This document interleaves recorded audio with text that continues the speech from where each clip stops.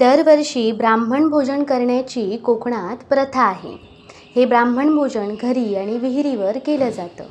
आमच्याकडचं ब्राह्मण भोजन हे विहिरीवरचं होतं.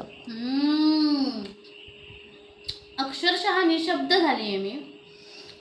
काही नाही, ना कांदा लसूण, ना कुठल्याही प्रकारची वेगळी फोडणी, ना स्पेशल मसाला. बेसिक, अगदी बेसिक असं जेवण.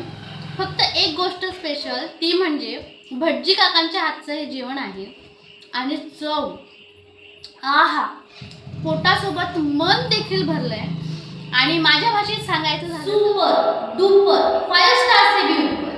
वा वा. कोकणातलं ब्राह्मण भोजन म्हणजेच आमच्याकडचा भटजेवण.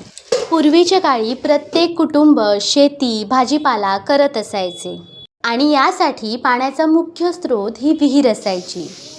मग तिच्या प्रती कृतज्ञता व्यक्त करण्यासाठी देखील ब्राह्मण भोजनाची प्रथा आली. पहिला हे कढई ठेवल्यानंतर तेल टाकल्यानंतर पहिला आम्ही वडा घालतो ना, तो चुलीवर ठेवायचा. आपण बनवलेला का? हा, स्वतः घरात बनवलेला आहे.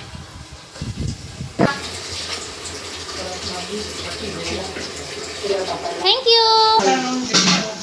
म्हणजे बरं पडेल. चला, भात पण झाला तयार. भात झाला तयार, भाजी झाली, आमटी झाली, दुसरं झाली. ते घेऊन खाली आम्ही ब्राह्मणाला दाखवायच्यासाठी म्हणजे विहिरीवर जातो पूजा करायला आणि नैवेद्य दाखवायला. चला जाऊया. आता हे ब्राह्मण भोजन म्हणजे नेमकं काय? तर भटजी काका आपल्या घरी येतात आणि ते स्वतः जेवण बनवतात. चला चला. विहिरीवरचं ब्राह्मण भोजन असलं की जेवण घरी केलं जातं, नाहीतर विहिरीच्या ठिकाणी केलं जातं. घरातलं ब्राह्मण भोजन असलं तर घरी, नाहीतर विहिरीवरचं ब्राह्मण भोजन असलं तर विहिरीवर पूजा करून नैवेद्य दाखवला जातो. ब्रह्मणे स्वाहा. मध्यपाणी. नंतर भटजी काका जेवून घेतात आणि त्यांचं जेवून झाल्यावरच घरातील इतर सदस्य व इतर मंडळी देखील जेवून घेतात.